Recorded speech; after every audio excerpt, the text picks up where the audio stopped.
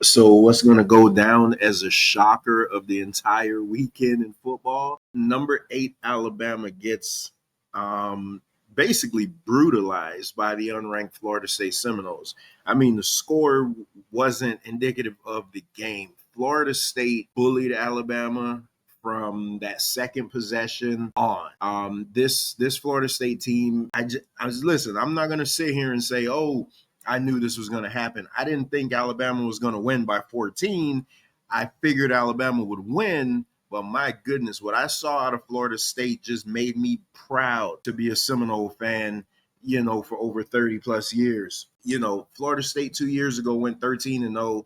Last year was just an anomaly of a season. Everything that could go wrong did go wrong. And we didn't know what was going to happen this season. But Florida State came out with a new identity, actually playing like the Seminoles of old. When was the last time you saw Alabama beaten up in the trenches? Florida State pushed Alabama around. Florida State did whatever they wanted to do to Alabama. Alabama couldn't stop the rush.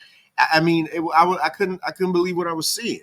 I was watching the '90s Florida State team, and I'm not saying we're going to the playoffs or anything like that, but the identity, there's definitely a culture change with the Seminoles. Mike Norvell isn't calling plays anymore.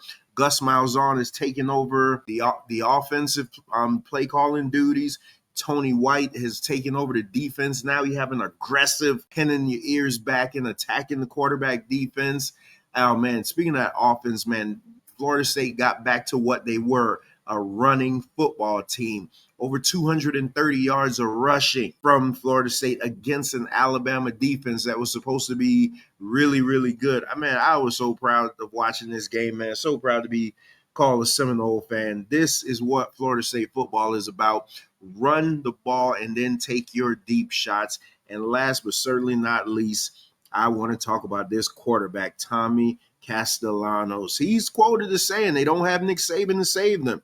I just don't see them stopping me. And my goodness, truer words weren't spoken, because Alabama had no answer for him at all. Alabama looked great on their first drive, and after that, it was just a bloodletting. Alabama was beaten up, and they got to go back to the drawing board. I'm excited to see what this Florida State team can do, man, because I think they could compete with the best of them right now.